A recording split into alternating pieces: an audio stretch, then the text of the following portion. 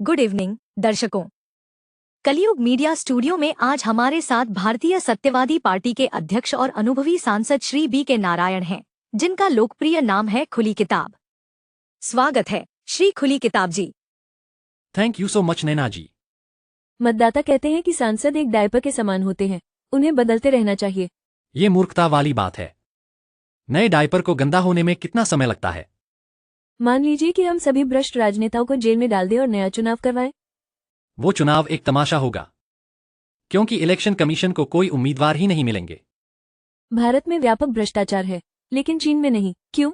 चीन में भी व्यापक भ्रष्टाचार है, केवल चीनी लोग इसके बारे में चुप रहते हैं।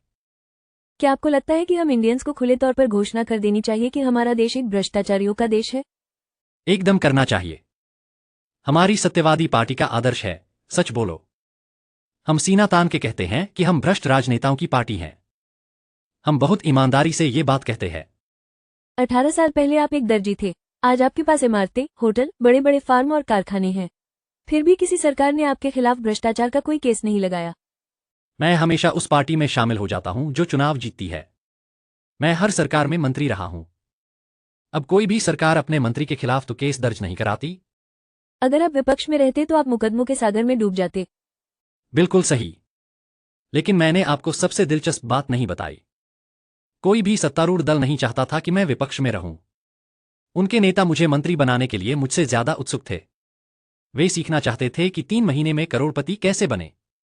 वे मुझे भ्रष्टाचार का विश्व गुरु मानते थे। मैं दिन में लाखों बनाता था और रात में उनको उस विद्या की ट्यूटोरियल देता था। आपकी नज़र में आदर्श राजनेता कौन है? वह जो सिर्फ चुनावों के दौरान मतदाताओं को परेशान करता है। एक बार चुने जाने के बाद वह सिर्फ उद्योगपतियों, व्यापारियों और ठेकेदारों को परेशान करता है। मतदाताओं से वोट लेता है और व्यवसायियों से नोट। क्या आपको ये सोच के लज्जा नहीं आती कि आप एक दुष्ट आदमी हैं? मैं दुष्ट नहीं हूं, तो मुझे शर्म काहे का? मैं अपने मतदाताओं के साथ अच्छा व्यवहार करता हूं। मैं उनसे सिर्फ वोट मांगने जाता हूं और फिर 5 साल तक उनके पास कभी नहीं जाता।